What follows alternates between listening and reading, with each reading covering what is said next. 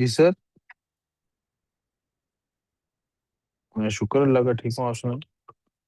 जज़ाकल्लाह सर। जो आपकी मर्जी सर, आप मुझे Let's जा दिया trainers करें। आप up ही कह रहे share. थे शाम को काम करना है, मुझे तो कमिश्नर है। सॉरी, मुझे समझ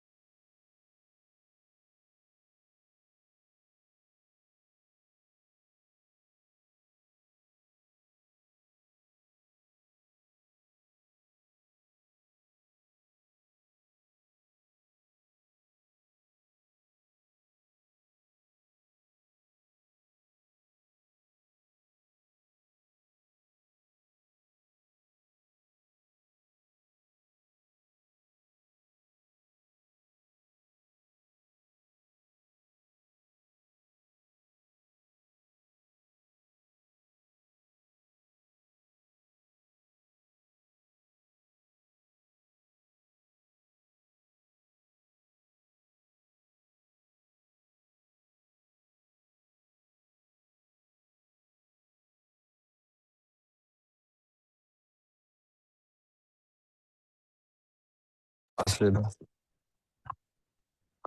अच्छा जी बच्चों, sorry for the interruption. Administrative task भी आपको देखा है, पता है, साथ साथ देखने पड़ जाते हैं। एनीवेज, सो हम एक हल्का सा रिव्यू ले लेते हैं, क्या क्या निजाम है जी। हमने कहा था बेटे कि केमिस्ट्री जो है, the word chemistry in essence means how the elements interact, and these interactions are called as chemical reactions. So in a way, chemistry is the study of chemical reactions. मतलब केमिकल रिएक्शंस क्या होते हैं, logically experiment बाद में करते हैं, पहले logically देखते हैं। तो हमने कहा यार पता क्या होता है, दो लोग आपस में आके मिलके एक तीसरा सिलसिला बना लेते हैं। एडिशन, आपको पता है इंसान जो है वो जैसा ऑब्जर्व करता है वैसे ही चीजों को लेके चलता है। एडिशन रिएक्शन, केमिकल ए प्लस केमिकल बी दोनों मिले एक कपल बन जाता है, जैसे केमिकल ए बी उसका न्यू नाम रख दिया। एडिशन रिएक्शन में फिर हमने क्या किया, हमने एडिशन रिएक्शन के अंदर जो कुछ भी किया उसको बाद में देखते हैं। हमने एडिशन रिएक्शन के बाद हमने कहा अगर ए प्लस बी ए बी बन सकते हैं तो दूसरी पॉसिबिलिटी फिर क्या है, दूसरी पॉसिबिलिटी है डीकंपोजिशन रिएक्शन।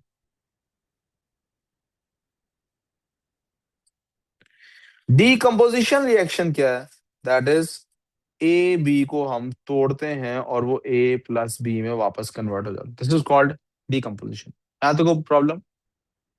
फिर उसके बाद और भी हमने कुछ टाइप्स सोची, that is a discussion for later day.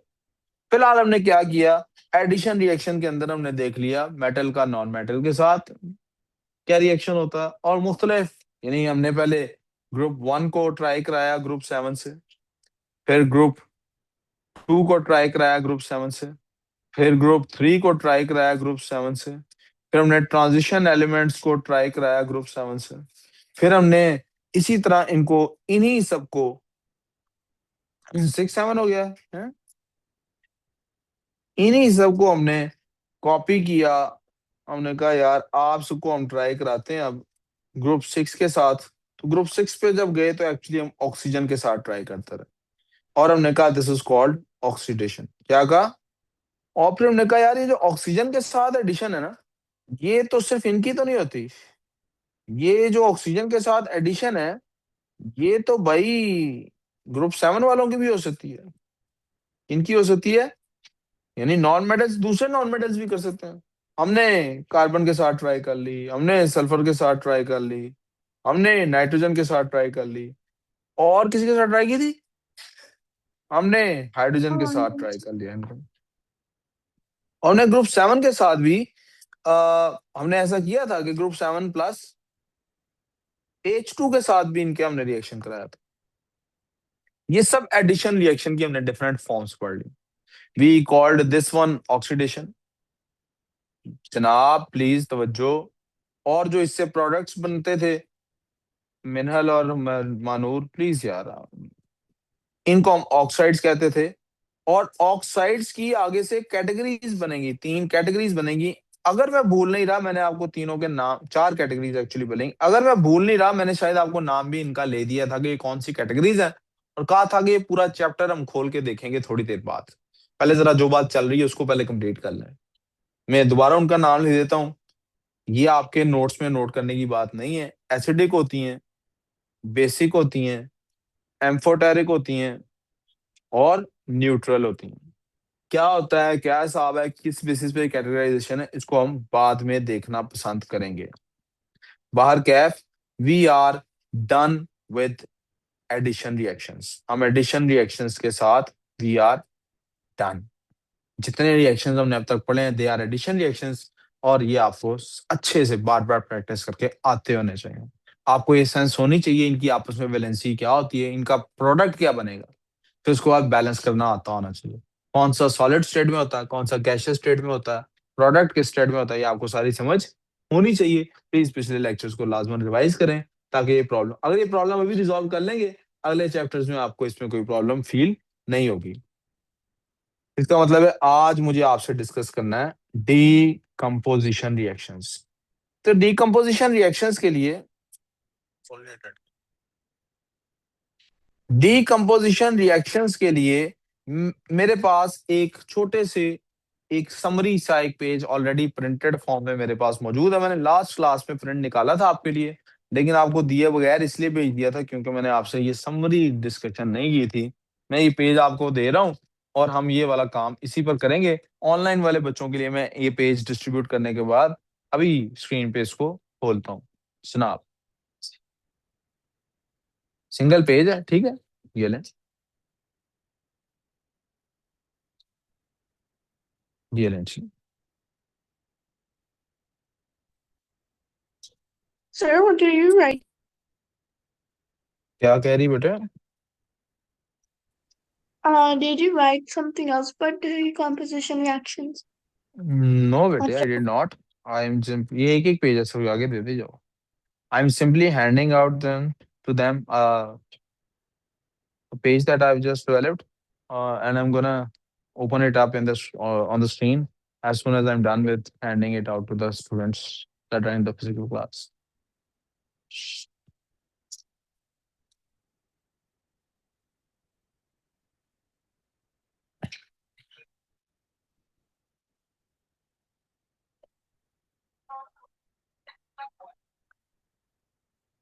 I hope मैंने ये ग्रुप में पता नहीं भेजा हुआ है कि नहीं, have I sent it in the group?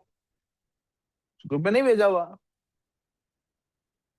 हम्म, अपने आप को भेजा हुआ है। खरबला,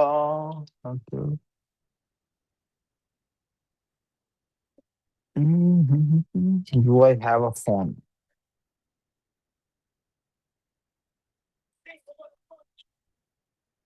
आपके पास है ये? आपने भेजा हुआ है किसी को? नहीं, वैसे किसी को, स्टूडेंट्स को, इनको ऑनलाइन वालों को भेजा? चलो बस यहीं से ले लेते हैं। Save, let's open it up here. Thank you for doing this, you are a lifesaver. Cancel. life saver. Lifesaver का, lifesaver, lifesaver. So like the candy or a life. Just an expression of admiration when you just say somebody has done something exceptionally good for you, so you say you're just a lifesaver. Anyways,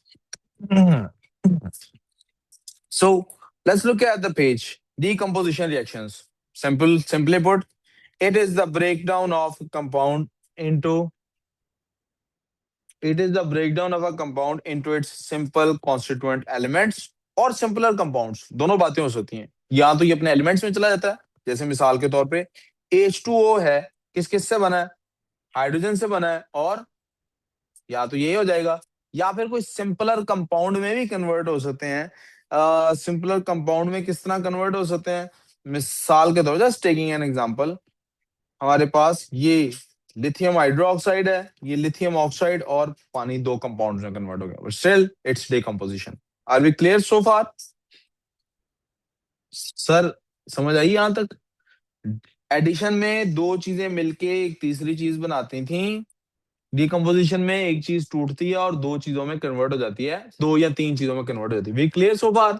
decomposition के दो तरीके हैं, पहला heat up करें चीजों को, टूट जाएंगी। दूसरा दो बिजली तरीके हैं। गुजारें उनमें से। तीसरा कैटलिस्ट यूज करें। पहला हीट अप करें, दूसरा इलेक्ट्रिसिटी गुजारें, तीसरा कैटलिस्ट यूज करें। ये बायो वालों को कैटलिस्ट वाले एग्जांपल का पता होगा। आप लोगों ने एंजाइम्स में पढ़े या होंगे लाजमी ऐसे एंजाइम्स, जो enzyme as a catalyst work करता है, आपको पास सबस्ट्रेट आता है, उसके दो हिस्से हो जाते हैं, वो कैटलिस्ट। सबस्ट्रेट फिर इधर उधर निकल जाता है। इरा, आप मुझसे कुछ बात कर रही हैं बेटे, या आपका माइक खुला और आप अंदर किसी से बात कर रही हैं?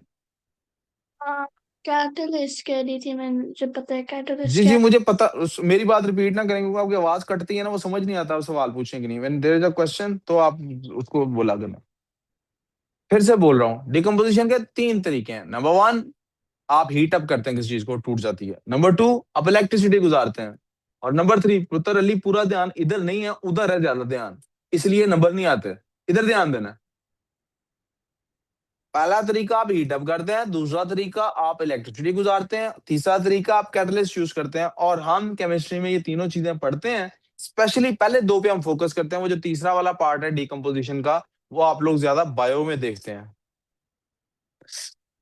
हमारा ये जो टॉपिक है, इसको केमिस्ट्री की कम टेक्निकली इसके लिए वर्ड क्या होता है, we call it thermal decomposition when we are decomposing something using heat. We call it electrolytic decomposition when we are using electricity. And of course हम कहते हैं कैटालिटिक डिकम्पोजिशन जब हम उसको कैटलिस्ट के थ्रू करते हैं। यहां तक कोई प्रॉब्लम? आपने एक लफ्ज कभी गाड़ियों वगैरह में सुना है, कैटालिटिक कन्वर्टर, कभी वर्ड सुना आपने? नहीं सुना है? बॉयज ने सुना हुआ है ना? आपकी गाड़ी का इंजन जब पेट्रोल चलाता है तो वो क्या करता है, केमिकल को एग्जॉस्ट करता है, बाहर निकालता है, एक्सक्रीट करता है, जो केमिकल एनवायरनमेंट के लिए हानिकारक है। नो, वट इज हानिकारक, नुकसानदेह है। सो कैटालिटिक कन्वर्टर एक कोई कन्वर्टर है, देयर इज सम डिवाइस जिसके अंदर एक कैटलिस्ट होता है, जो उसको further break down simpler molecule बनाता है, जिससे क्या होता है, वो मजीद खराबी पैदा नहीं करता। ये वाले इस वक्त का जो टॉपिक है, सिंस हमने अभी तक इलेक्ट्रिसिटी को फिजिक्स में टच नहीं किया और केमिस्ट्री में भी टच नहीं किया, सिंस हमने अभी तक कैटलिस्ट को टच केमिस्ट्री में नहीं किया, बायो में ऑल्दो आप कर चुके हैं, तो मुझे आज आपसे सिर्फ थर्मल डिकम्पोजिशन डिस्कस करना है। क्या डिस्कस करना है? थर्मल। पहला नोट आप जरा देखें, the products of thermal decomposition depend upon the position of element in the reactivity series. ये रिएक्टिविटी सीरीज क्या बला है? ये कोई चीज है रिएक्टिविटी सीरीज को बुला है? ये रिएक्टिविटी सीरीज क्या बुला है? मुझे पहले आपसे ये डिस्कस करना है, उसके बाद कुछ और डिस्कस हो सकता है। ये क्यों डिस्कस करना है? उसकी वजह बेटा ये है कि there is a concept called 3D reactions.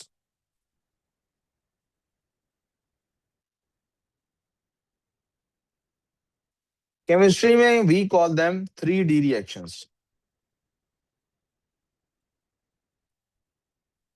3D reactions क्या रिएक्शंस होते हैं? वी से केमिस्ट्री में एक डिकम्पोजिशन रिएक्शन होता है, एंड यू नो दिस, मैं एग्जांपल दे चुका हूं, A B becomes A plus B.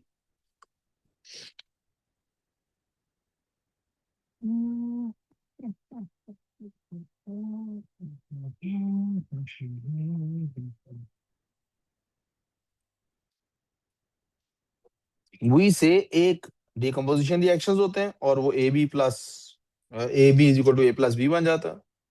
फिर मैंने कहा था यार, या तो ऐड होते हैं या डिकम्पोज होते हैं, यहां तक बात सुन, या क्या पॉसिबिलिटी है कि एक होता है ए बी, उसके पास आता है सी, ये ए बी का ब्रेकअप कराता है, ए सी प्लस बी ऐसे बन जाता है। This is called replacement. Displacement reaction. Displacement reaction, इसने आके किसी को डिस्प्लेस कर दिया। और एक दूसरा मैंने कहा था एक तरीका ये भी तो पॉसिबल है, क्या हो, एक हो हमारे पास, let me just reduce this size a little bit.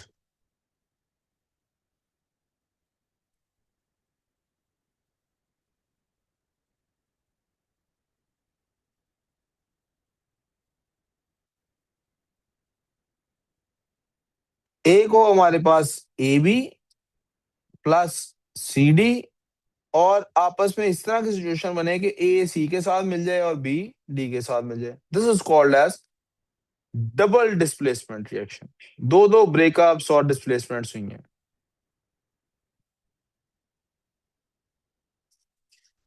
और यहां पर हमने पीरियोडिक टेबल में पढ़ा था, what is the factor that decides के सी ने बी को रिप्लेस करना है या नहीं, and that factor was called as reactivity. क्या नाम था उसका? यहां तक प्रॉब्लम? Reactivity decides displacement. आप डिस्प्लेस करेंगे कि नहीं, रिएक्टिविटी डिसाइड करेगी। यार तो हम आपते हैं, क्या चीज डिसाइड करेगी? रिएक्ट। इसका तो कोई ज्यादा, इसका क्या, मैं सिर्फ समझाने के लिए कह रहा हूँ, I am not prone to this. मैं आपको बिल्कुल आइडिया नहीं दे रहा, सिर्फ समझाने के लिए बता रहा हूँ। वो ड्रामे हमारे फिल्म में बनती है इस तरह की, मैं क्या करूँ, मुझे लगता है इससे आपको शायद ये याद रह जाएगा। नहीं यार, एक अच्छी एग्जांपल भी तो दी जा सकती है। आप Couples गए break हैं up and then get देखा है, back with हाँ। the other's तो ex. वो एक लड़की है, उसकी एक लड़के के साथ मंगनी हुई है, और वो उसकी बजाय किसी और से मंगनी किस बेसिस पे करेगी, डिस्प्लेस क्यों कराएगी? अगर वो उससे ज्यादा अमीर होगा, अगर वो उससे ज्यादा, और लड़का है ऑलरेडी कहीं पे उसका रिश्ता विश्ता चल रहा है, ब्याह व्यू हुआ हुआ है, वो उस लड़की को दूसरी लड़की से रिप्लेस करेगा तो क्यों करेगा? प्यारी होने की वजह से, ऐसी ही है। But there is something that is different ना। उन दोनों लड़कियां प्यारी होंगी, कोई एक ज्यादा प्यारी होगी या उसको लग रही होगी, दोनों लड़के अमीर होंगे, एक ज्यादा अमीर होगा, राइट? इसका मतलब है दोनों केमिकल्स जो डिस्प्लेस होने हैं वो रिएक्टिव हैं, रिएक्ट कर सकते हैं। एक ज्यादा रिएक्टिव है, एक क्या है? अब सी ने बी को रिप्लेस करना है कि नहीं, ये किस पे डिपेंडेंट है? सी बी से ज्यादा रिएक्टिव है या नहीं? कोई कंफ्यूजन यहां तक? Are we clear? कैसे पता लगेगा कौन ज्यादा रिएक्टिव है? ये हमें नहीं पता लगता अगर हम सोचते रहते कि क्या चीज डिसाइड करेगी कि रिएक्टिव कौन होगा। हमने क्या किया, आसान रास्ता ढूंढा, हमने एक्सपेरिमेंट्स करके देख लिए। और पीरियोडिक टेबल में मैं आपको वो एक्सपेरिमेंट्स पीछे, बहुत पीछे, मैं आपसे वो एक्सपेरिमेंट एक दफा डिस्कस भी कर चुका हूँ, पढ़ा चुका हूँ। कहाँ पे? जब हम ग्रुप 1 और ग्रुप 7 पढ़ रहे थे भाई। डाउन द ग्रुप रिएक्टिविटी बढ़ती है कि नहीं बढ़ती? ये इसको डिस्प्लेस करेगा, ये इसको डिस्प्लेस नहीं करेगा। क्लोरीन ब्रोमीन को डिस्प्लेस कर सकता है, लेकिन ब्रोमीन क्लोरीन को डिस्प्लेस नहीं कर सकता है। क्यों? क्योंकि क्लोरीन ज्यादा रिएक्टिव है। डाउन द ग्रुप रिएक्टिविटी कम होती जाती है, डाउन द ग्रुप रिएक्टिविटी कम होती जाती है। यहाँ पे हमने लिख के भी पढ़ा था कि रिएक्टिविटी डाउन द ग्रुप कम होती जाती है। देखें जी, रिएक्टिविटी फ्लोरीन की सबसे ज्यादा, क्लोरीन की उससे ज्यादा, ब्रोमीन की, down the group reactivity fluorine की सबसे ज्यादा, क्लोरीन की उससे कम, ब्रोमीन की उससे।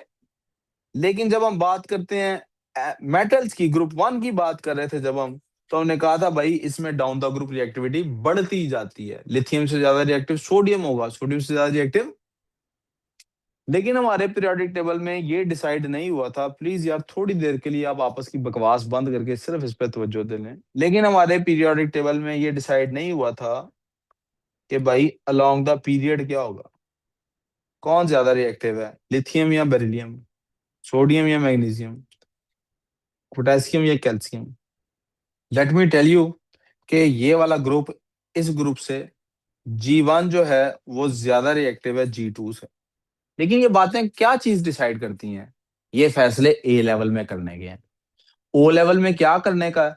ओ लेवल में ये करने का काम है कि भाई हमने एक्सपेरिमेंट करके चेक कर लिया, हमें पता था जो ज्यादा प्यारा होगा वो डिस्प्लेस कर देगा, जो ज्यादा रिएक्टिव होगा वो डिस्प्लेस। तो हमने रिएक्शंस कर करके देख लिया क्या डिस्प्लेस करता है। तो हम आपको बताने लगे हैं कि कौन सी चीज डिस्प्लेस करती है। आप उसको अपने पास लिख लें कि ये चीज डिस्प्लेस करती है, और इस चीज का नाम क्या है? We call it reactivity series. क्या कहते हैं हम इसको? Reactivity series is a series of elements. ये एक एलिमेंट्स का नाम लिखने की एक सीरीज है, यानी एक तरतीब है लिखने की नाम, जो ये बताती है, क्या बताती है, कि कौन सा एलिमेंट सबसे ज्यादा रिएक्टिव है। हमें जो हमारे सिलेबस में एलिमेंट्स हैं उनमें से कुछ एलिमेंट्स के नाम इसके अंदर लिखने हैं। I would recommend to all of you guys to please write this sentence in your notebook. Please send. आपने पिछली बार लिखा था, लिखा था, क्या था याद है आपको? मैंने प्लीज नहीं कर send lions, cats, and colorful zebras. Please send lions, cats, monkeys, and colorful zebras into lovely, hot countries, said General Pervez. Hello जी, ये जुमला आपने याद कर लेना, ये जुमला आपने याद कर लेना।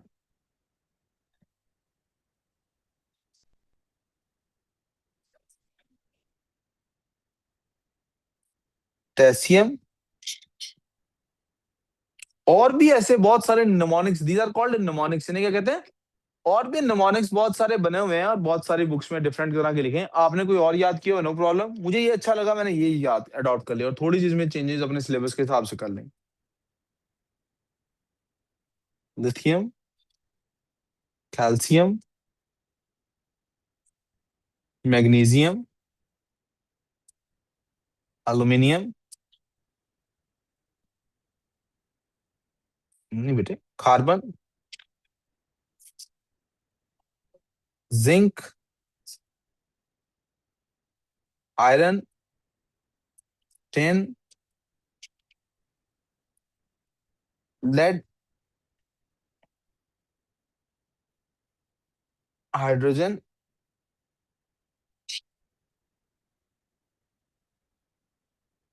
कॉपर,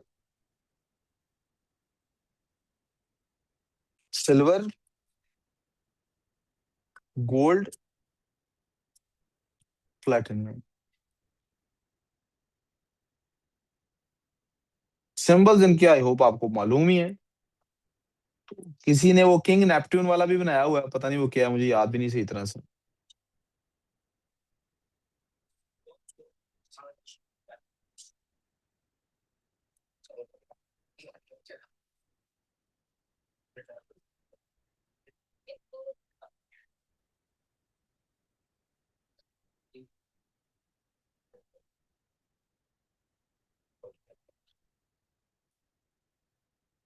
ये इनके केमिकल सिंबल्स भी मैंने लिख दिए हैं, प्लीज इनको ध्यान में रखना।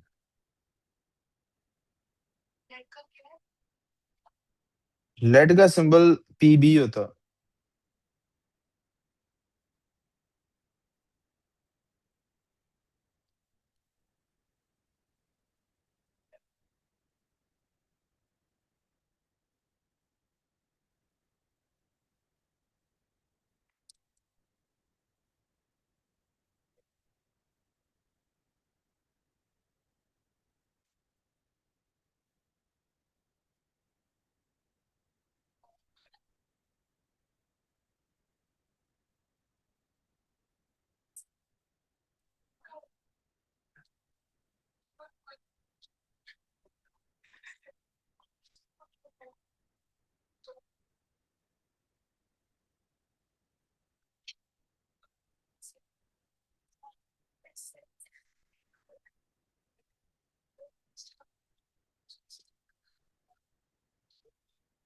Are we clear on this?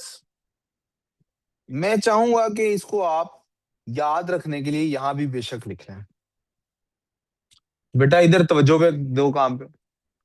Decomposition कैसे कैसे होती है, इसके लिए सबसे आसान तरीका है रिएक्टिविटी सीरीज को देख लिया जाए। The greater the reactivity of metals, the greater is the stability of the compound. जितना ज्यादा रिएक्टिव होगा उतना ज्यादा वो स्टेबल होगा। The greater the stability, the more difficult it is to decompose. जितना ज्यादा रिएक्टिव होगा उतना ज्यादा उसको डिकम्पोज करना मुश्किल है। यानी आप समझे कि बहुत ज्यादा रिएक्टिव है अगर, तो वो बहुत ज्यादा जेल्ड है आपस में, अब उन्हें तोड़ना आसान काम। Sir products of time thermal देखिए। डिकम्पोजिशन इसी पे डिपेंड करता है। तो यहाँ पर ये जो आपको लेफ्ट साइड पे आर एस लिखा आ रहा है, दिस शोज रिएक्टिविटी सीरीज, यानी ये किस ऑर्डर में लिखे हुए हैं। टाइम क्या करूं देख के बेटे, टाइम 10 हो गया। क्या करूं, अब टाइम देख लिया, अब क्या करूं। मेरी क्लास। अब आप लोग जो मैं करा रहा हूँ, अब जो मैं करा रहा हूँ आप लोग वो देखें। रिएक्टिविटी सीरीज की तरफ तवज्जो करनी है, ये उसी ऑर्डर में लिखे हुए हैं जिस ऑर्डर में रिएक्टिविटी सीरीज। सिर्फ फर्क क्या है, कोई फर्क नहीं है यार, सारे लिखे हुए हैं। Please send lions, cats, monkeys and colorful zebras in to lovely hot countries said, ये नहीं है, मरकरी का नहीं जिक्र है बीच में कहीं पर। said जनरल परवेज है, तो जुमले में कुछ इजाफा होना चाहिए। मरकरी के लिए क्या लिखा है इसका, said major general Parvez Musharraf, said into lovely hot countries। चलो जो भी है, मरकरी है यार, यहाँ पे छोड़ें इस बात को, आगे चलते हैं। बेटे एक रिएक्शन लिखा हुआ है, दूसरा आपने लिखना है। ये आपने जेहन में रखना है, ये लाइन कहाँ लगी हुई, बड़ी इंपॉर्टेंट लाइन है, this line is very important here. ये लाइन बहुत इंपॉर्टेंट। पहले दो लोगों के साथ और बिहेवियर है, इन दरमियान वालों सबका और बिहेवियर है, और ये आखिरी चारों का और बिहेवियर है। एडिशन हमने ऑक्सीजन की तो करके देख ली थी। आप उस एडिशन पर एक और एडिशन होती है, उसको हाइड्रोक्साइड कहते हैं। तीन तरह के एडिशन कंपाउंड्स हमारे सामने लिखे हुए हैं, और इन तीनों कंपाउंड्स की एडिशन पढ़ना हमारे पर फर्ज नहीं है, इनकी डीकंपोजिशन पढ़ना सोडियम हम पे का फर्ज है। माइनस क्यों पावर लिखा? मेट सॉरी मुझे समझ नहीं आया आपने क्या कहा, मेटल सोडियम का आपके हाइड्रोक्साइड। सामने माइनस लिखा। मैंने माइनस नहीं लिखा पुत्र, माइनस नहीं लिखा, मैंने ये निशान लगाया था ये बताने के लिए कि ये रिएक्शन बना हुआ है, ये रिएक्शन नहीं बना हुआ, ये आपका होमवर्क है, आपने बनाना है। कैसे बनाना है, exactly same. Sodium hydroxide solid होती है, आप हीट करते हैं डिकम्पोज नहीं होती। लेकिन अगर सोडियम कार्बोनेट हो तो वो भी डिकम्पोज नहीं होता। ये डेल्टा एच किसको रिप्रेजेंट करता है, हीट को। किसको रिप्रेजेंट करता है, हीट को। किसको रिप्रेजेंट करता है, नाइट्रेट इनका डिकम्पोज कर जाता है, और प्रोडक्ट्स क्या होते हैं, नाइट्रिक ऑक्साइड और ऑक्सीजन। ये इन दोनों का यही बिहेवियर है, सोडियम और पोटेशियम दोनों का। लेकिन जब आप इधर जाते हैं हाइड्रोक्साइड लिथियम से लेके कॉपर वालों तक का देखते हैं, तो क्या होता है उसमें, देखें आप, कोई डिकम्पोजिशन नहीं थी हो रही। ये डिकम्पोज ना सिर्फ करते हैं, ऑक्साइड बनती है और वाटर बनता है, सबके साथ यही होगा, ऑक्साइड बनेगी वाटर बनेगा, ऑक्साइड बनेगी वाटर बनेगी। इनका कार्बोनेट में भी हमेशा क्या होगा, ऑक्साइड बनेगी कार्बन डाइऑक्साइड बनेगी, ऑक्साइड बनेगी कार्बन डाइऑक्साइड बनेगी, ऑक्साइड बनेगी कार्बन डाइऑक्साइड बनेगी। ये गलती है, इसको भी इधर ही दुरुस्त कर लेते हैं। आप लोग प्लीज पेंसिल से अपने पेन से करेक्ट कर लें। ये एल्यूमिनियम का ऑक्साइड था, एफ ही पता नहीं क्यों गलती से लिखा गया है। इधर this should be A L, इसको ठीक कर लें।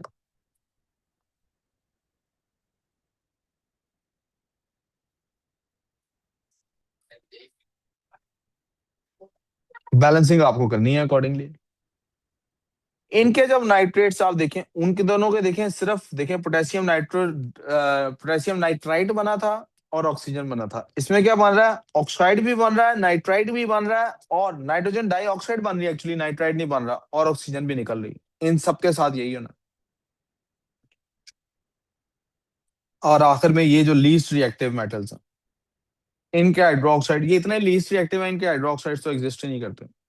कार्बोनेट्स भी इनके एग्जिस्ट, इनका एग्जिस्ट क्या करता है, सिर्फ इनके एग्जिस्ट करते हैं नाइट्रेट्स। वो भी क्या होता है, डिकम्पोज होके मेटल, प्योर मेटल साइड पे जाता है, नाइट्रोजन डाइऑक्साइड लगे हो जाती है, ऑक्सीजन लगा होती है। बाकियों के साथ ऐसा नहीं होता। ये क्लियर, ये बॉक्सेस कल फिल करके आने हैं, और मैं इधर आप लोगों से फिल करवाऊंगा। We clear on this. चलेंगे, अपना ख्याल रखें, कोई सवाल नहीं है तो मैं मीटिंग भी एंड कर देता हूँ। और